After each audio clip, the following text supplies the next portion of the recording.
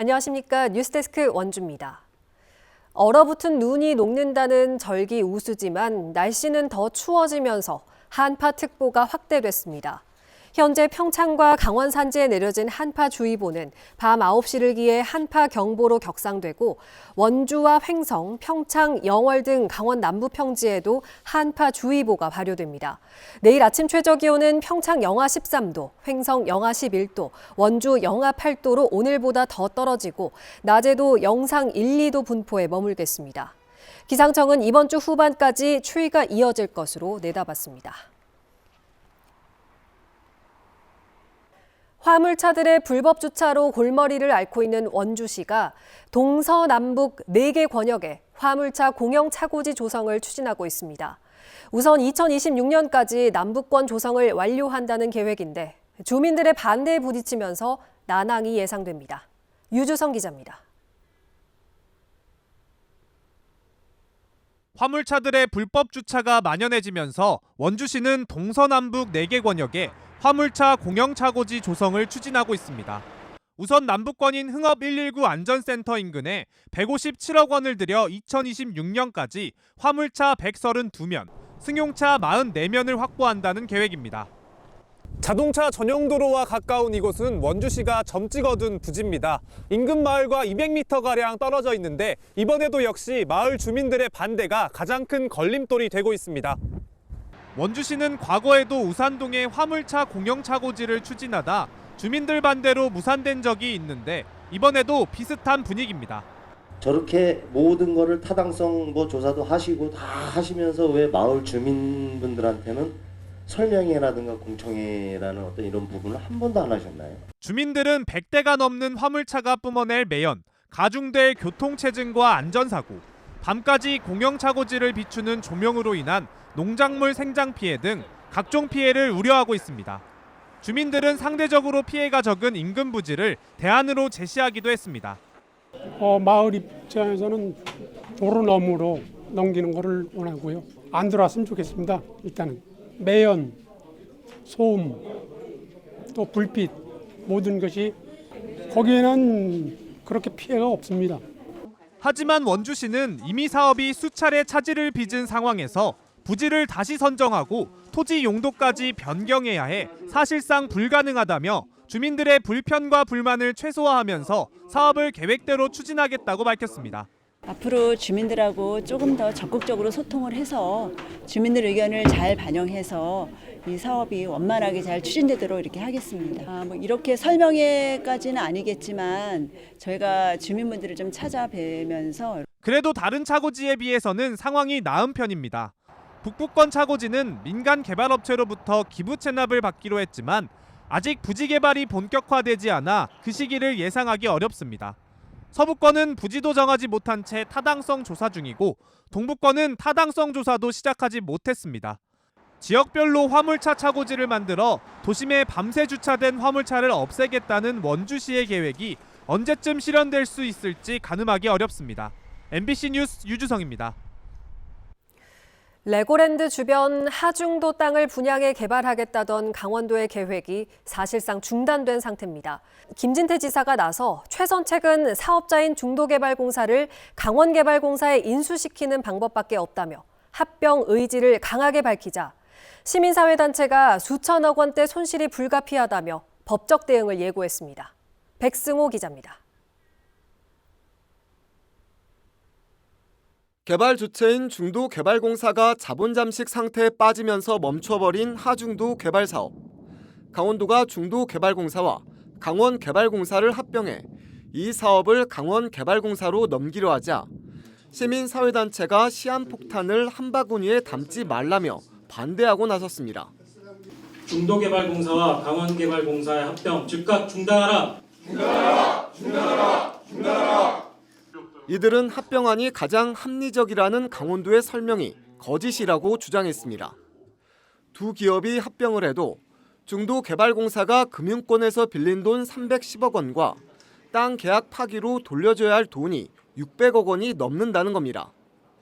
여기에 강원도가 중도개발공사에 빌려준 돈 2,050억 원을 포기해야 하고 유적박물관 건설 비용 500억 원까지 더하면 강원도와 강원개발공사의 부담이 최소 5천억 원이 넘는다고 우려했습니다. 중도개발공사가 파산 시 투입 금액은 최대로 계상하고 합병 시 비용은 최소로 계상하여 합병만이 유일한 해결 책임을 내세운 것이다. 시민사회단체들은 강원도가 하중도 개발 사업을 포기하고 중도를 역사와 생태, 문화 공간으로 도민들에게 되돌려주라고 요구했습니다. 개발로 돌이킬 수 없는 섬으로 만들 것인가? 아니면 다시 재생하는 부활의 섬으로 만들 것인가?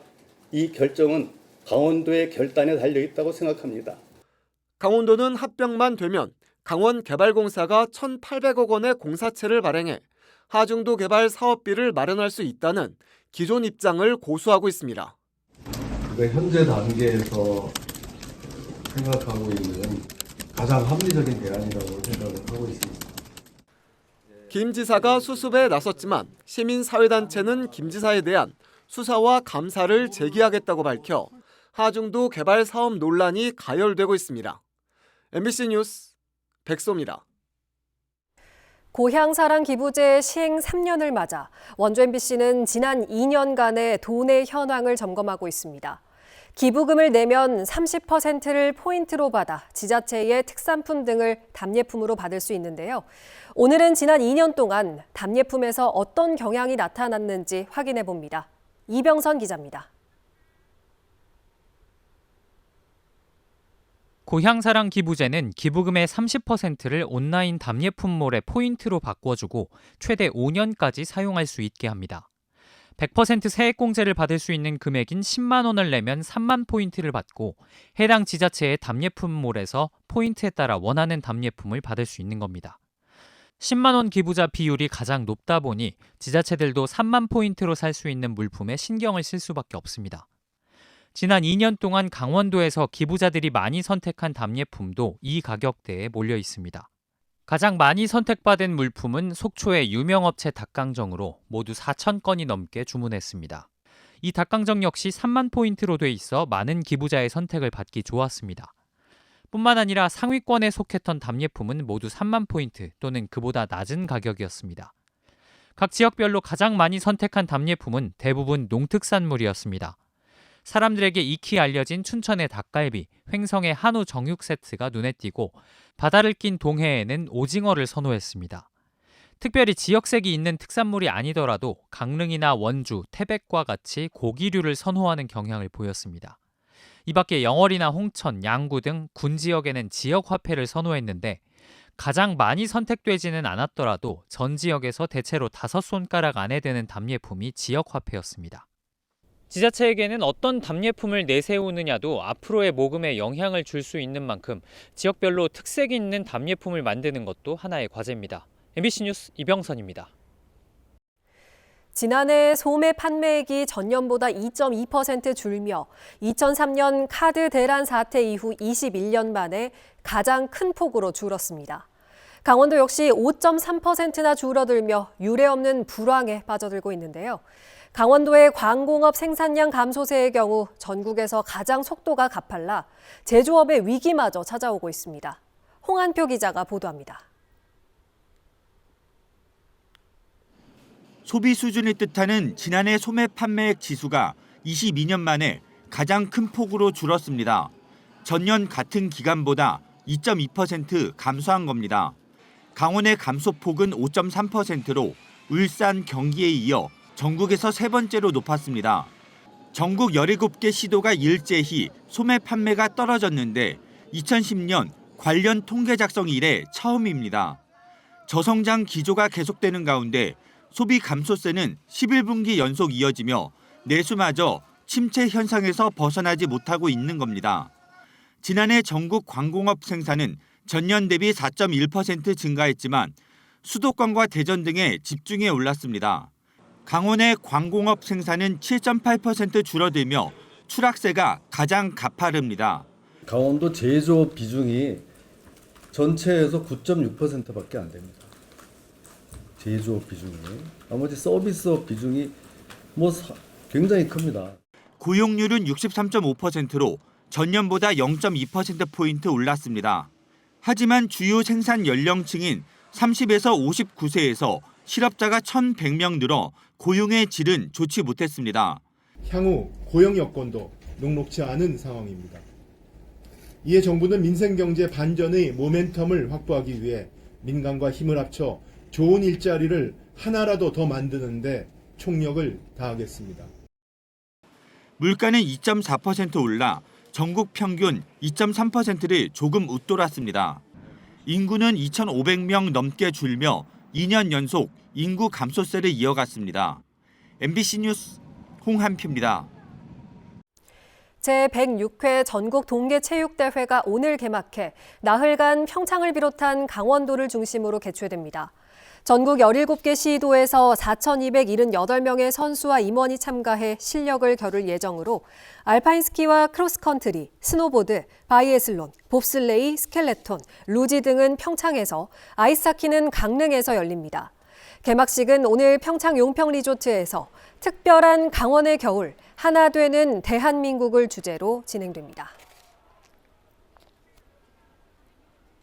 지난 2021년 건보공단 콜센터 상담사들의 직접 고용과 처우 개선을 요구하며 공단 로비를 점거해 기소됐던 민주노총 간부에게 법원이 집행유예를 선고한 원심을 깨고 벌금형을 선고했습니다.